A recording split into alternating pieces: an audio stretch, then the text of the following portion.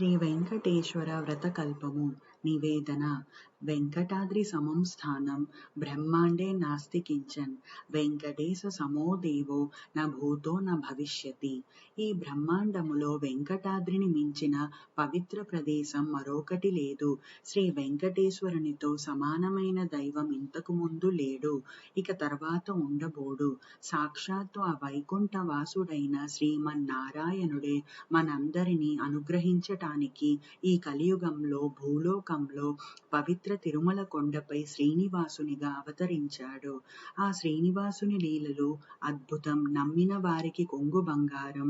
అనంతుడు, ఆపద ముక్కులవాడు.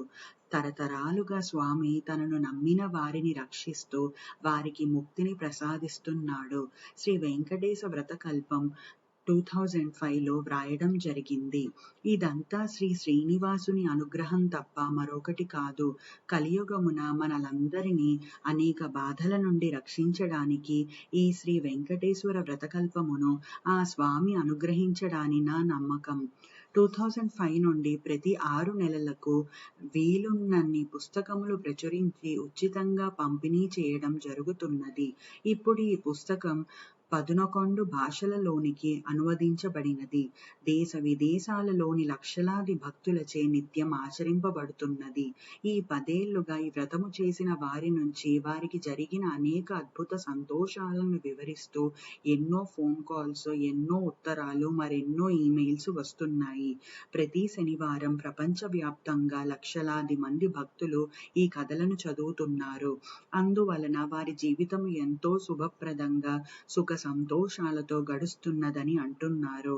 ఆ శ్రీనివాసుడు ఎంతో దయామూర్తి. తన భక్తులంటే ఆ స్వామికి అనురాగం, ఆప్యాయత.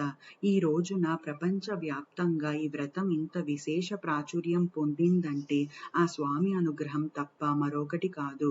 ఆ శ్రీనివాసునికి తన భక్తులంటే అత్యంత ప్రేమ. మనం అహంకారాన్ని, ఈ ఇహలోక విషయాలపై మమకారాన్ని వదిలి ఆ స్వామిని ప్రార్థిస్తే అన్నీ తానే చూసుకుంటాడు. కలియుగంలో ఇంతకు మించిన దైవం మరొకరు లేరు. ఇందువలననే తిరుమలను రోజూ కొన్ని వేల మంది దర్శిస్తూ స్వామివారిని సేవిస్తున్నారు. శ్రీనివాసుని లీలలు అద్భుతం. ఆ స్వామిని మనసారా కొలిస్తే అంతటి మహత్తర దేవుడు మరొకరు మనకు కనబడరు. శ్రీ వెంకట తత్వాన్ని అర్థం చేసుకుంటే అంతకు మించిన బ్రహ్మానందం మరొకటి ఉండదు.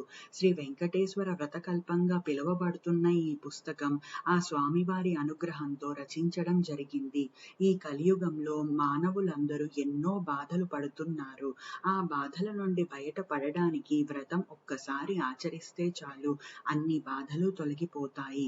ఈ వ్రతం మొదటి అధ్యాయం పవిత్ర తిరుమల కొండపైన రచించడం జరిగింది. మిగిలిన 4 అధ్యాయాలు మహామునులైన విశ్వామిత్ర, భరద్వాజ, వశిష్ఠ, అత్రి మహర్షుల అనుగ్రహంతో రచించడం జరిగింది.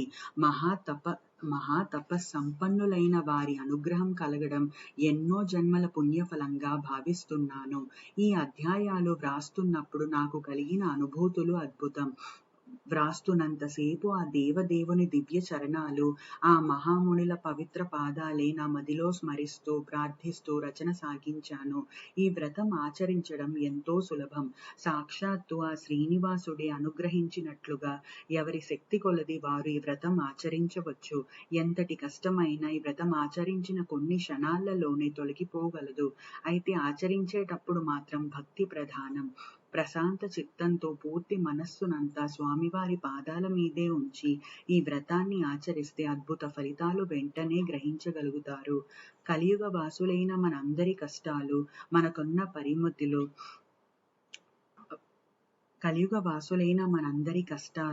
మనకున్న పరిమితులు, వసతులు అన్నీ ఆ శ్రీమన్నారాయణుడికి తెలుసు. అందుకే ఆ శ్రీనివాసుని ప్రసన్నం చేసుకోవడానికి అత్యంత సులభమైన మార్గాన్ని మనకు ఉపదేశించారు ఆ స్వామివారు. ఆ వ్రతం ఆచరించిన వారికి, వ్రత కథను విన్న వారికి, ప్రసాదం స్వీకరించిన వారికి ఆ స్వామి అనుగ్రహం తప్పక కలుగుతుంది. ఈ వ్రతం ఆచరించిన వారికి, వ్రత కథను విన్న వారికి ప్రసాదం స్వీకరించిన వారికి ఆ స్వామి అనుగ్రహం తప్పక కలుగుతుంది. వారి వారి కష్టాలన్నీ తొలగిపోతాయి. భక్తికి ఎటువంటి ఎల్లలు లేవు. చిన్న భక్తుడు, పెద్ద భక్తుడు అని ఎప్పుడూ ఉండరు. భక్తి ఒక అమృత స్రవంతి. అందరికీ భక్తికి మూల పురుషుడు ఆ శ్రీమన్నారాయణుడు ఒక్కడే. ఆ శ్రీనివాసుని ఆప్తులైన మీ అందరికీ నా నమస్కారం. శ్రీనివాసునికి అత్యంత ప్రియమైన ఇంతటి మహత్తర వ్రత కల్పాన్ని రచించడానికి మించిన మహాభాగ్యం ఏముంటుంది?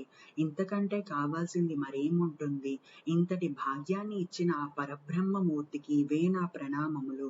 ఎల్లప్పుడూ ఆ శ్రీవారి సేవలోనే గడుపుతానని శ్రీ వెంకట తత్వాన్ని ప్రజలందరి హృదయాలకు చేరువుగా తీసుకు వెళ్లడమే నా జీవిత గమ్యమని ఆ స్వామి వారికి విన్నవించుకుంటున్నాను.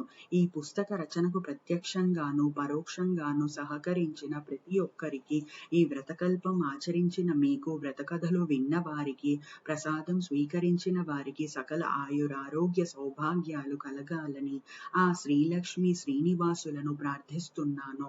సర్వే జనా సుఖినో భవంతు. శ్రియః కాంతాయ కళ్యాణ నిధయేర్దినాం. శ్రీ వెంకట నివాసాయ శ్రీనివాసాయ మంగళం.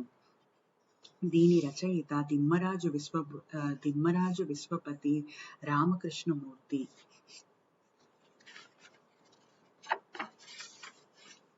వ్రత విధానము. శ్రీ వెంకటేశ్వర వ్రతం 2 విధాలుగా ఆచరించవచ్చును.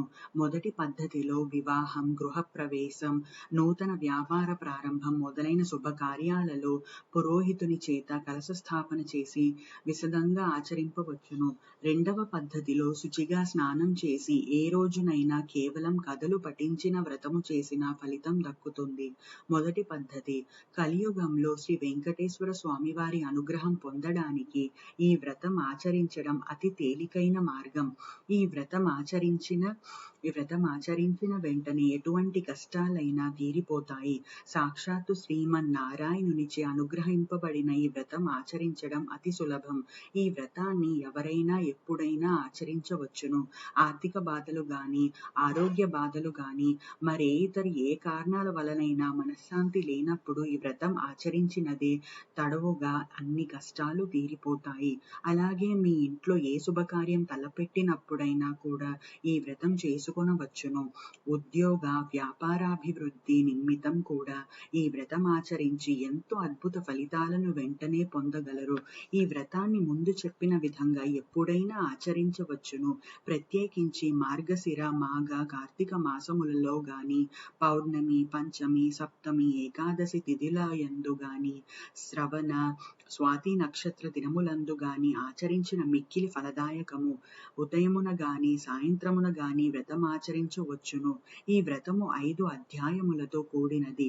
మొదటిది సాక్షాత్తు శ్రీ వెంకటేశ్వర స్వామి వారి అనుగ్రహించగా మిగిలిన 4 అధ్యాయములకు మహా తపః సంపన్నులైన విశ్వామిత్ర, వశిష్ఠ, భరద్వాజ, అత్రి మహామునులు ప్రవర్తకులై ఉన్నారు. మీ స్వగృహమందు కాను, వసతి గృహమందు కాను, శ్రీ స్వామివారి ఆలయమందు కాను, ఏ పుణ్యక్షేత్రముల యందు గాని, నదీ తీరమున గాని వ్రతం ఆచరించవచ్చును. వీలున్నంత వరకు బంధుమిత్రులందరినీ పిలుచుకొని ఆచరించవలెను. ముందుగా ఈ వ్రతమును చేసుకునే ప్రదేశాన్ని శుభ్రం చేసుకోవాలి. తరువాత మంటపమును ఏర్పాటు చేసుకొని అందు శ్రీ వెంకటేశ్వర స్వామి వారి పటమును ఉంచుకొనవలెను. శ్రీదేవి భూదేవుల ఉత్సవ విగ్రహములతో కూడిన కళ్యాణ వెంకటేశ్వర స్వామి వారి పటమును కూడా ఉంచుకొనిన మిక్కిలి శ్రేష్టము. శ్రీ స్వామివారి ప్రతిమని గాని, రూపాయి బిళ్ళను గాని ఉంచవలెను. అటు తర్వాత కలశ స్థాపన చేసుకొనవలెను. శ్రీ సత్యనారాయణ స్వామివారి వ్రతం మాదిరిగా మండపం ఏర్పాటు చేసుకొని కలశ స్థాపన చేయవలెను. నవగ్రహాలను, అష్టదిక్పాలకులను ఆహ్వానించవలెను. ముందుగా పసుపు వినాయకుని పూజించి వ్రతము నిర్విఘ్నంగా జరుగుటకు ప్రార్థించవలెను. 5 అధ్యాయములను చదివి ఈ వ్రతాన్ని అతి భక్తి శ్రద్ధలతో చేసిన వారింటికి శ్రీనివాసుడే స్వయంగా బంధువు రూపంలో గాని, అపరిచిత అతిథి రూపంలో గాని, క్రిమి కీటకాదుల రూపంలో గాని, జంతు రూపంలో గాని వచ్చి ప్రసాదాన్ని స్వీకరిస్తానని శ్రీ స్వామివారే సెలవిచ్చారు. ప్రతి కథ పూర్తవగానే ఒక కొబ్బరికాయ నివేదించవలెను. కథలన్నీ అయిన తరువాత గోధుమ రవ్వ, చక్కెర కలిపి చేసిన మహాప్రసాదాన్ని నివేదించాలి. ఇందులో అరటి పండ్ల ముక్కలు వేయవచ్చును. వ్రతకథ అయిన తరువాత గోవిందా గోవిందా గోవిందా అని 3 సార్లు ప్రార్థించవలెను.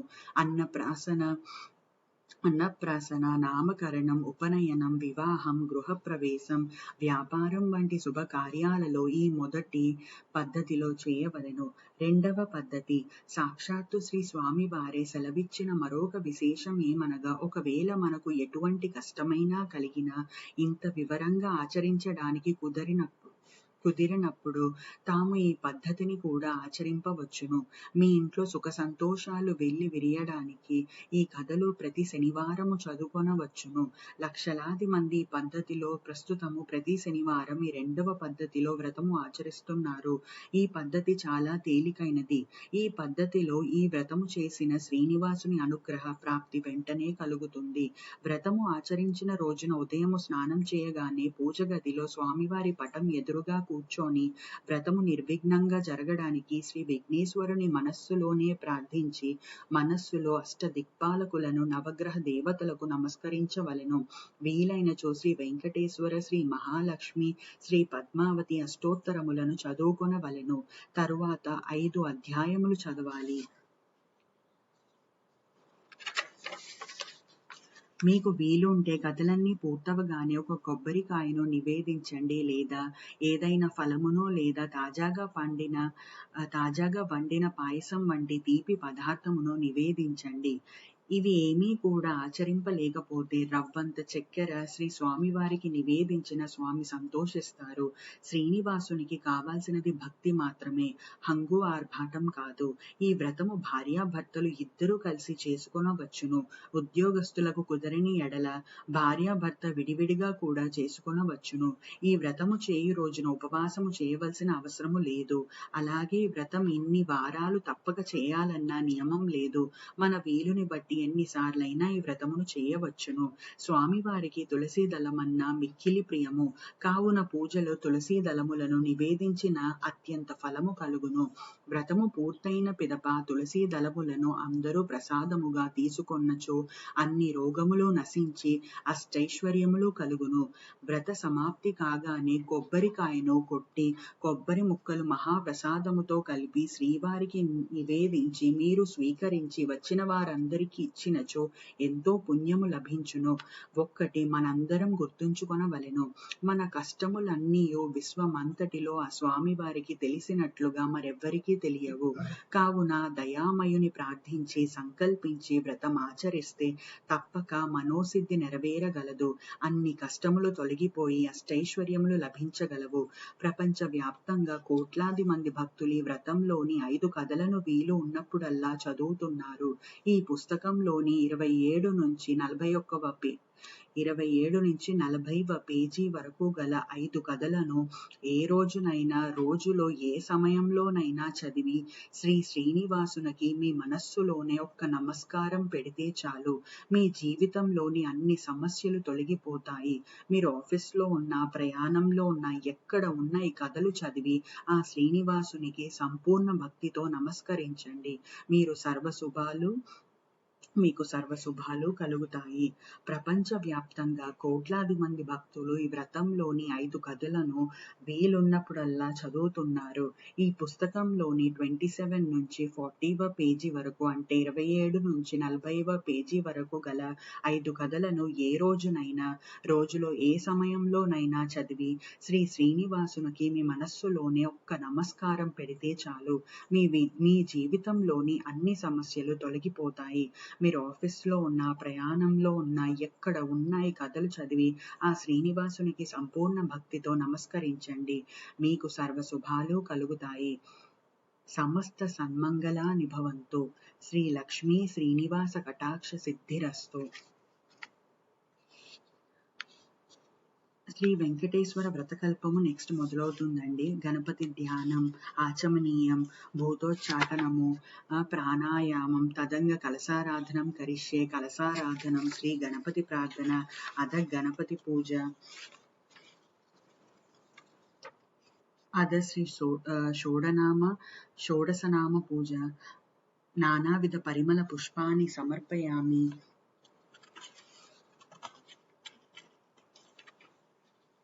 ప్రాణప్రతిష్ఠ, ధ్యానం, ఆవాహనం, ఆసనం, పాద్యం, అర్ఘ్యం, ఆచమనీయం, పంచామృత స్నానం, స్నానం, వస్త్రం, యజ్ఞోపవీతం, గంధం, అక్షతలు,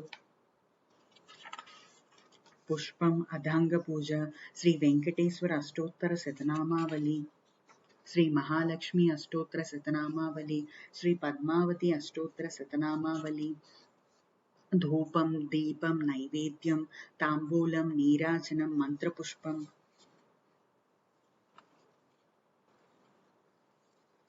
ప్రదక్షిణ నమస్కార, వివిధోపచార పూజలు, క్షమార్పణం. శ్రీ వెంకటేశ్వర వ్రతకల్పంలోని మొదటి అధ్యాయము శ్రీ భగవాన్ ఉవాచ, రెండవ అధ్యాయము శ్రీ విశ్వామిత్ర ఉవాచ, మూడవ అధ్యాయము శ్రీ వశిష్ఠ ఉవాచ, నాలుగవ అధ్యాయము శ్రీ భరద్వాజ ఉవాచ, ఐదవ అధ్యాయము శ్రీ అత్రి ఉవాచ. సో ఈ ఐదు కథల తర్వాత వ్రతమంతా, 5 కథలు చదివిన తర్వాత వ్రతం సమాప్తం అండి. సో శ్రీ వెంకటేశ్వర వ్రతకల్పం సమాప్తం అని ఇచ్చారు. సో మనకి ఫస్ట్ ఏంటంటే, ఇప్పుడు నేను ఇవాళ చదివింది మీకు వ్రత నివేదన ఒకటి చదివానండి, తర్వాత వ్రత విధానం చదివాను. నెక్స్ట్ మొత్తం వ్రత కల్పము, గణపతి ధ్యానం, ఆచమనీయం, మీకు ఇప్పుడు అన్నీ చెప్పినవన్నీ ఇవి మళ్ళీ నేను నెక్స్ట్ వీడియోస్లో ఇవన్నీ ఒక్కొక్కటి మీకు చదివి వినిపిస్తానండి. కథలతో పాటు, పూజతో పాటు, కథలతో పాటు, అష్టోత్తరంతో పాటు ఇవన్నీ మీకు నెక్స్ట్ వీడియోలో చదివి వినిపిస్తానండి. అందరికీ నమస్కారము. నా ఛానల్ సబ్స్క్రైబ్ చేయండి, నన్ను సపోర్ట్ చేయండి. అందరికీ నమస్కారం.